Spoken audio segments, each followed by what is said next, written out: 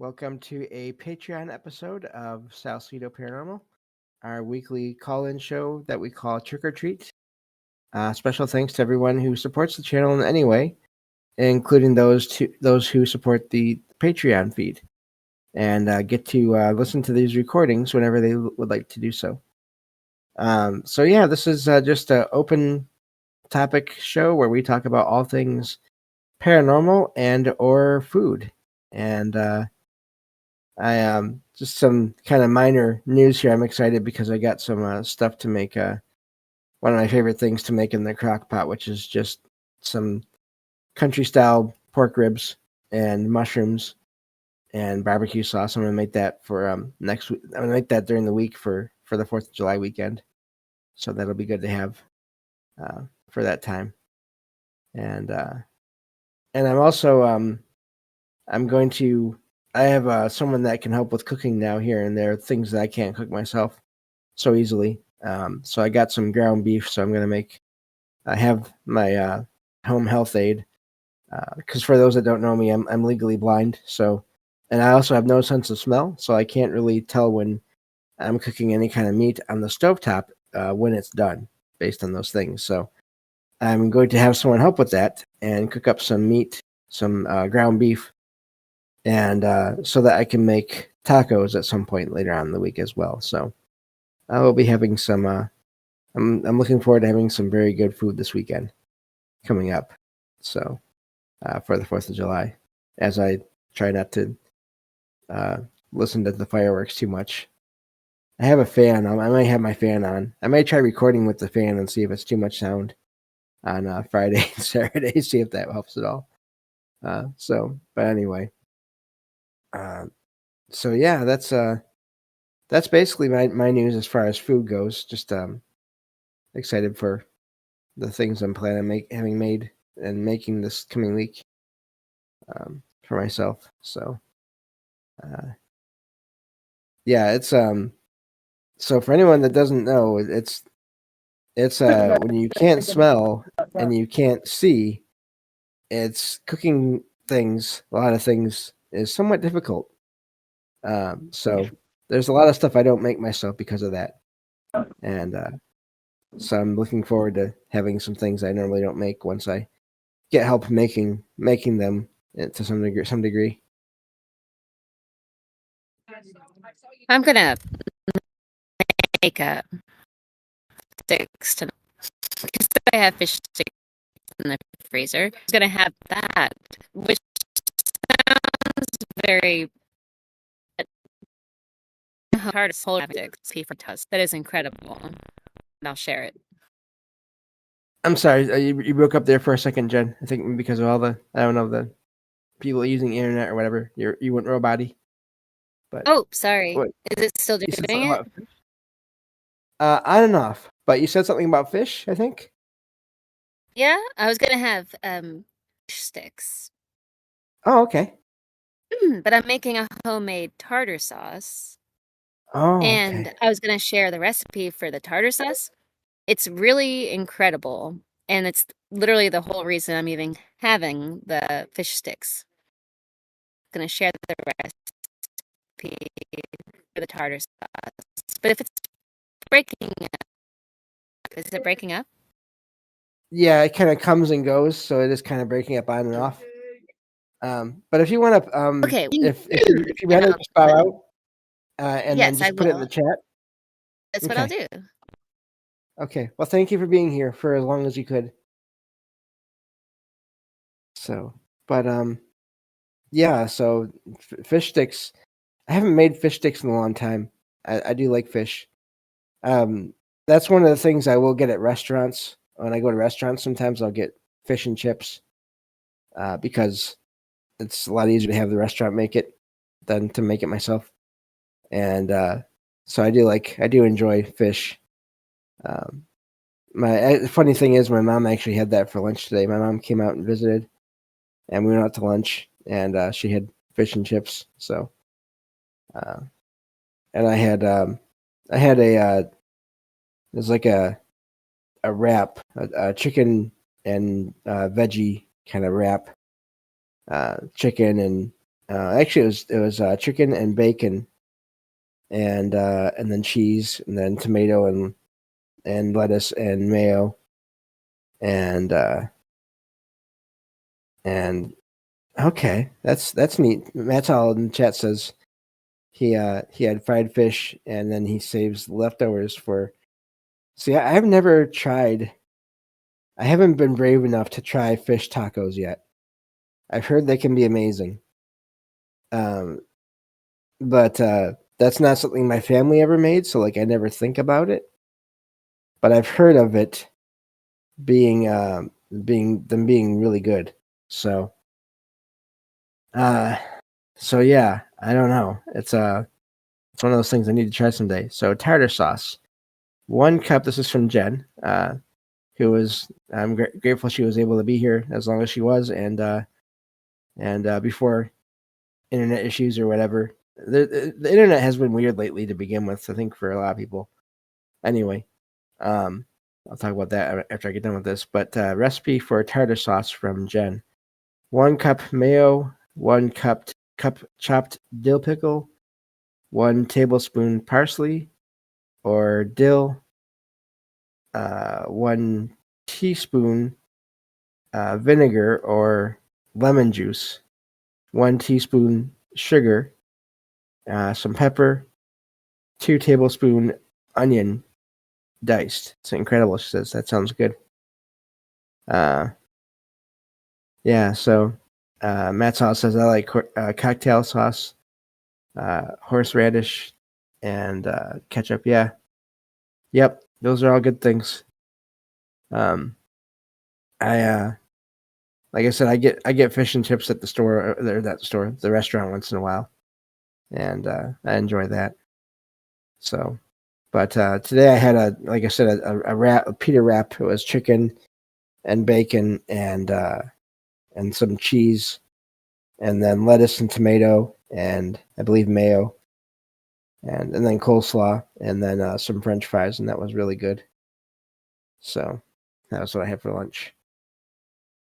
I just had some crackers and some regular hummus tonight before I started the shows.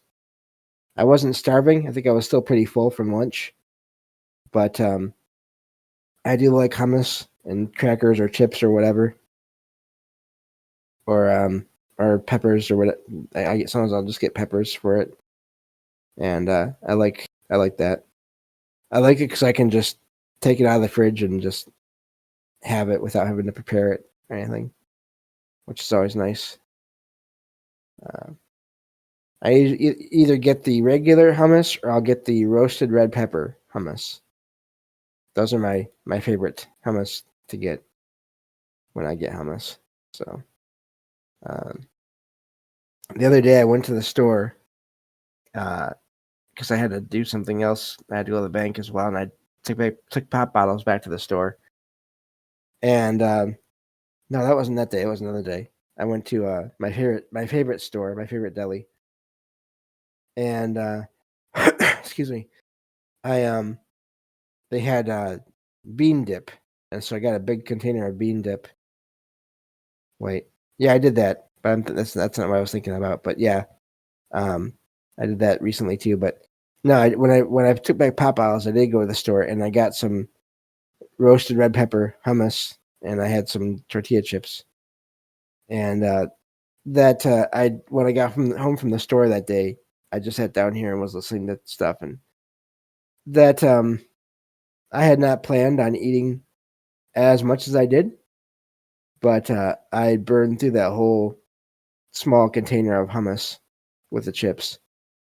Like that was lunch, and probably breakfast too, because I don't think I'd had anything that morning before I went to the store. So, but so yeah, it's I do like simple things like that. Uh, jalapeno and honey hummus is good too. Sweet says, I've never heard of that one, but that sounds like it could be good. Huh. Yeah, I've never heard of that one. I do like jalapeno. I got some. I actually got some guacamole from Walmart a few days ago, and I was actually surprised at how decent it was. It wasn't the best, not as good as homemade, uh, but it was still pretty good. So I have to keep that in mind because I did like it. Yeah, but yeah. So I'm planning on making, like I said, tacos later on this week, and then um, that's to that crock pot thing as well of the ribs and the um, mushrooms and barbecue sauce. So, but well, I think again I'm gonna start reading some true stories here, and everyone is welcome to call in and react to those, and or not. Either way, just want to let you all know you're all welcome to call in as you want. But let me get to these true stories here. I'll read at least two, and we'll go from there. Since this is trick or treat, we talk about the paranormal as well as food. This one says, I grew up in a haunted house and became accustomed to paranormal sights and sounds, which I did not find frightening. I moved out on my own when I turned 19. Despite being scientifically minded, I tried to say two words at one time. That's not going to work. I was troubled by my inability to explain or debunk these repeated encounters. As an adult, while walking home to my new residence, I passed by an old castle gatehouse, now a hotel, neighboring an old Roman fort, both locations known for paranormal activity.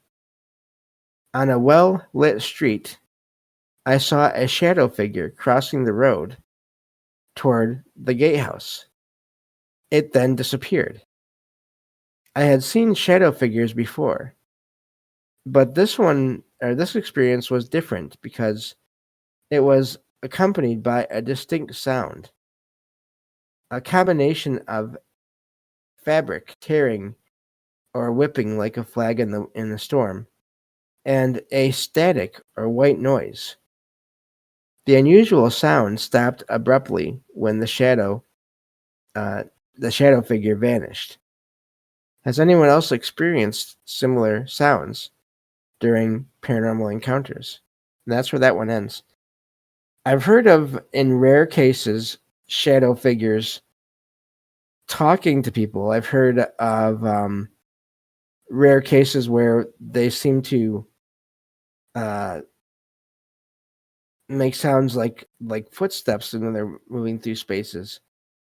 I've also heard of the static or white noise sound when it comes to all kinds of apparitions. I do wonder about that. It's some kind of audio side effect of the energy that it's using or that it's made of. I don't know. But yeah, I wonder if that shadow figure was a residual of maybe someone from the past that had a lot of I don't know, fabric on them, like a lot of either armor or they were carrying things that were making sounds in the wind. I'm not sure, but I've heard of um of shadows, but I haven't heard of quite that same thing. So that is a neat one. And this is I was talking about this in the regular show we just recorded, where that always amazes me. That's why I love doing this. Why I love finding all these accounts of these experiences, because yes, you have the patterns, you have the things that track across experience after experience after experience, but then you have things that are different from other experiences until eventually they you find other accounts of experiences that match up. And so this whole process of doing this show to me has been a process of finding patterns and but then finding uh, one-off events or details that later on could become patterns once I find other accounts of that same detail to make a new pattern. That's part of why I love doing this, is because of that whole process of finding these reports of these experiences and then finding patterns that I was not aware of before. Because obviously I don't know everything when it comes to these things, despite the fact that I have friends that call me a paranormal expert. I do not claim to be that myself. So, but yeah, so that was a neat one there. I do wonder about shadow figures and what they're. We did a whole show on that a while ago too, with Jen on there, which was amazing. But I do wonder why they seem to act in different ways. Does the fact that there was sound mean this was more of a residual haunting than an actual conscious shadow figure? I don't know. But yeah, that's a neat one. The sound of fabric moving or tearing, or I don't know, makes me think of like some kind of old fashioned armor. I know they used to make like armor out of leather or fur, I think, or pelts. Makes you think about that, especially if you're going far enough back. That could might be what the person was hearing there. But again, I have no idea because I am no historian, so I don't know if the time period matches. If I'm even right about the armor being made of different materials. So, but anyway, so yeah, that was a neat one though. I do like when we can find those. So, let me see here. Let's move on to one more story here. At least one more. We may do a few here today. This one says, I went to throw out garbage at around 2:30 a.m.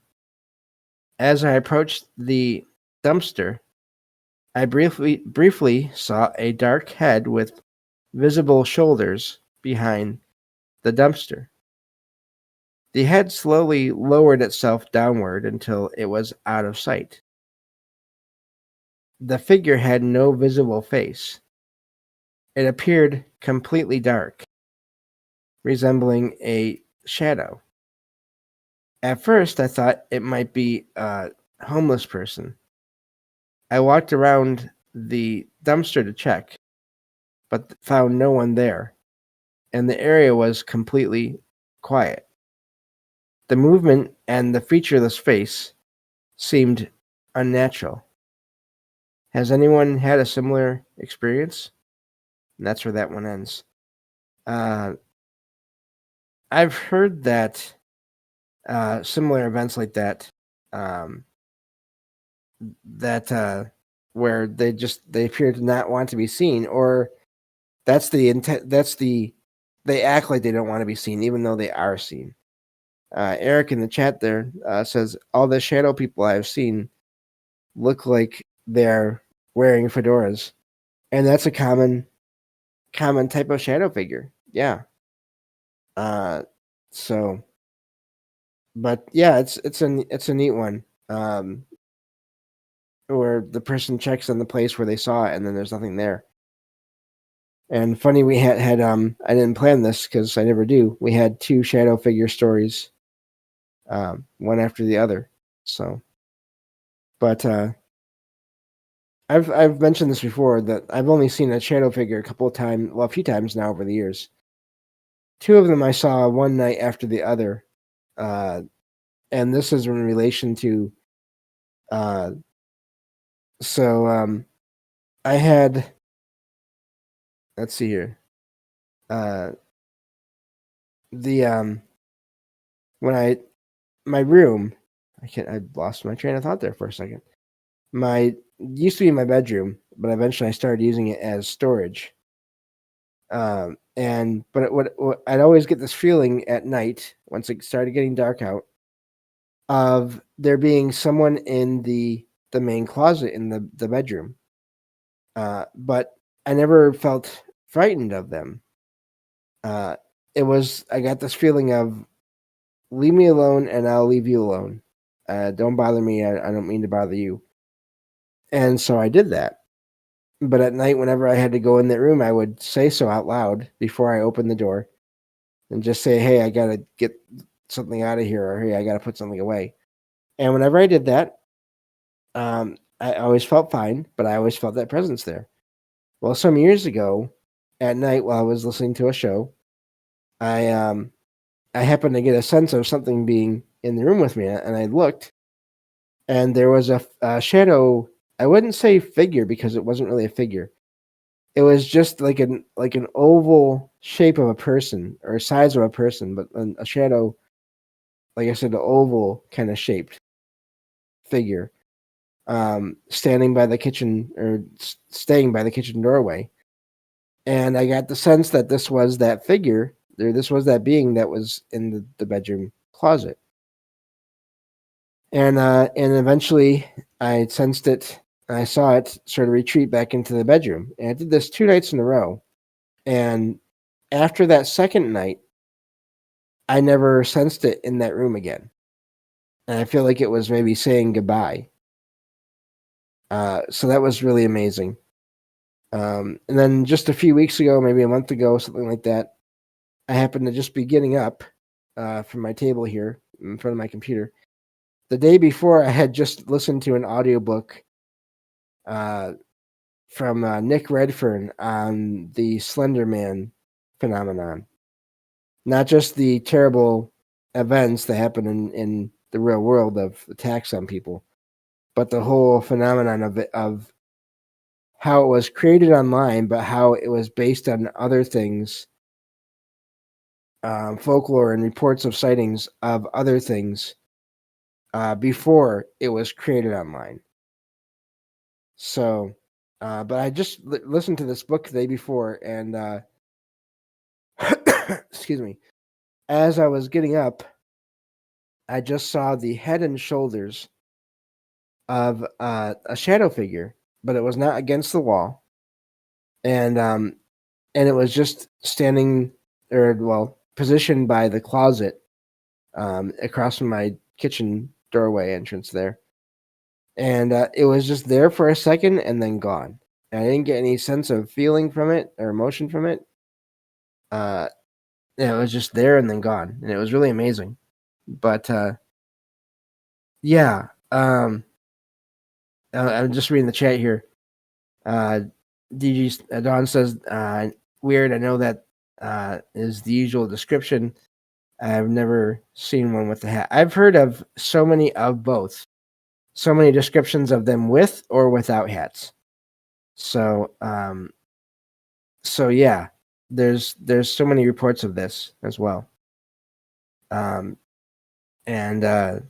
Eric says weird. Eric said, I just thought it was me and not real, but it always seemed like they were watching me. Yeah. And then Don says, look up Hatman if you want some interesting reading. Most say the same. Yeah. So that's a whole other phenomenon there, sort of within the shadow figure realm. And it's really weird because some places you go to online, they'll say, oh, all shadow figures are evil. And I haven't had that experience, and I haven't read about that being the case. It's the same thing with when it comes to aliens. There's big narratives out there, big sort of movements where people claim that the aliens are all evil or that they're all good. And based on reports of experiences I've heard over the years, based on my own experiences, I think there are probably good and there are bad. And that's putting human terms on other beings that may not be human. So that's another factor we have to think about there. And the same can be said. We don't really know what shadow figures are. So I think some of them could be human spirits that just don't manifest in detail. But I also have heard so many accounts of them, people getting this feeling of it not being a spirit, not being someone that they knew that had passed. So there's a whole lot of possibilities there when it comes to what they could be. And as with everything else, I think there's, as we'll talk about when we do our show on orbs, I can't remember the order of shows that we had planned, but it'll be in the next 2 weeks here or so. People have different experiences with orbs, with these lights that they see. Some people get a sense of a positive presence from it. Others get a negative feeling from these lights that they see. And that's sort of why I've always steered away from this idea of the paranormal being all good or all bad. I don't think it's that simple. Even if I just went by my own experiences, I haven't found it to be that simple.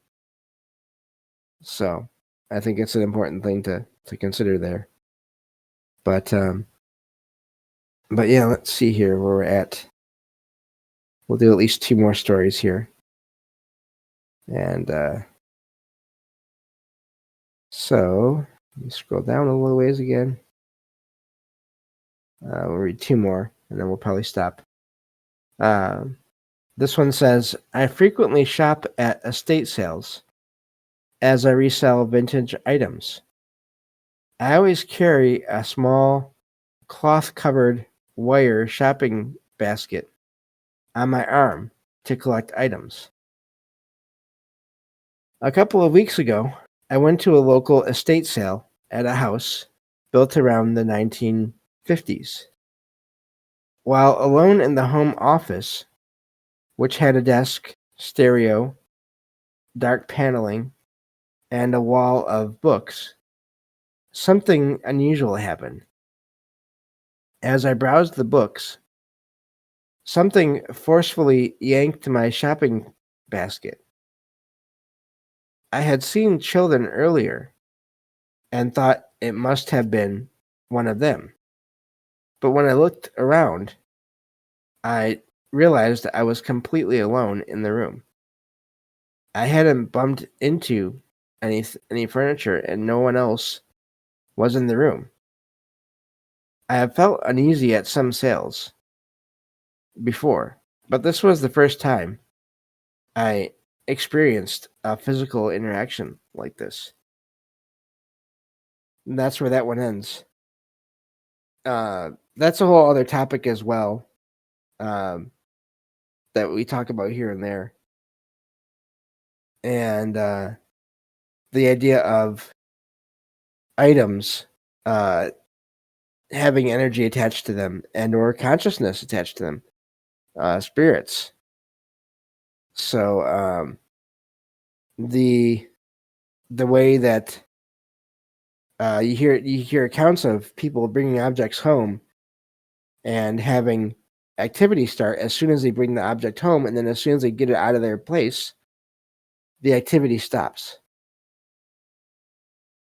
So it's really weird. Now, this is the first time I've heard of something happening at an estate sale, although I've heard of things happening at antique shops as well, here and there. So it doesn't surprise me too much. But yeah, so that's a neat one there. And I do think objects can hold energy as well. So I don't have a ton to say about that one just because it's pretty simple overall there. But I mean, of course, the question is who did that and why? Was it an adult? Was it a spirit of a child? Or just something that was the height of a child? Or does the height not even matter? It's impossible to know. We'll read one more here. And then we'll probably stop. I don't want to use too many of these because I do have to have shows to do on Monday. This says, 2 nights ago, I was lying in bed talking to myself and asking questions about life. I pretended to address an unseen listener, saying, "So, whoever is listening, I'm just going to ask you some questions."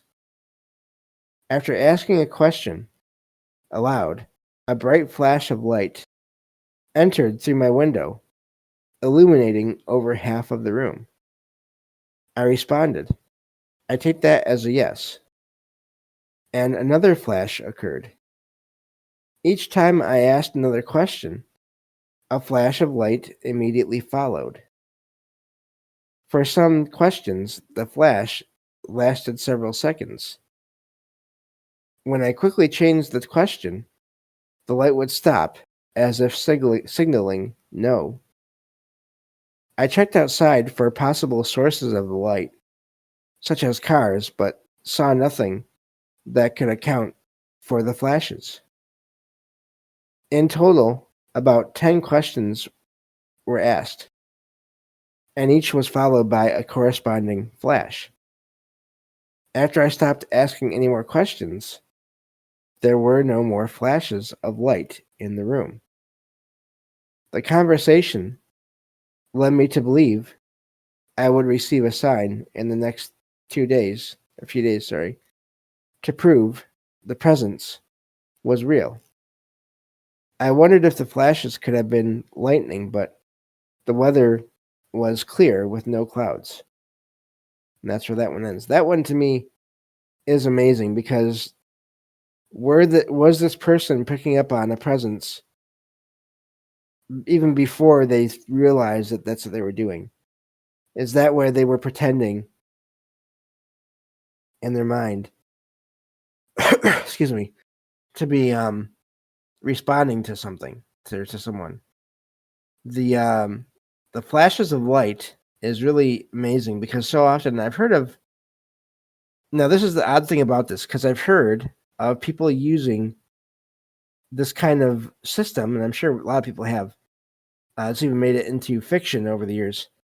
This idea of knocking, of asking for a knocking sound, or of a flashlight to be turned on or off, but especially the knocking.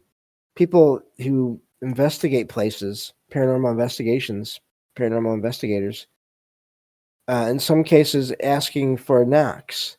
And of course, the system would be one knock for yes, two knocks for no.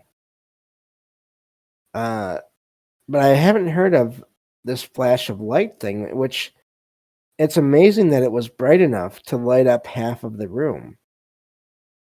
And it's also amazing that there was no lightning storm. There was nothing else happened after to indicate that it was all just a coincidence. I guess people could still say that it was. But again, and if the person was asking questions they were thinking about in their life that were important to them, I wonder what that indicates. Were they getting answers from some version of their higher self or themselves, or some kind of guardian angel or guide? I've heard about those being out there as well. And of course, I have no idea. But I thought that was an amazing one. At first, I started reading it and I was wondering where they were going with it. But yeah, I thought that was a neat one to share. I've only had one interaction with a light that I saw, and again, this is the blue light that I saw, where I sent a thought to it, didn't speak out loud, and I just in my mind I thought hello, and I got a response back right away. But other than that, that's the most I've had happen with a sort of direct communication, possibly. So, but I think that's where we'll stop for tonight. Thank you all for being here. I will be recording just some announcements here. Well, I should probably save those for after I'm done recording because this is a Patreon show. But so yeah, everyone, you're welcome to hang out here for a few more minutes as I make my most recent announcements here. Everyone, thank you for being here and listening in. And I will talk to you all next time on Salsido Paranormal. Take care.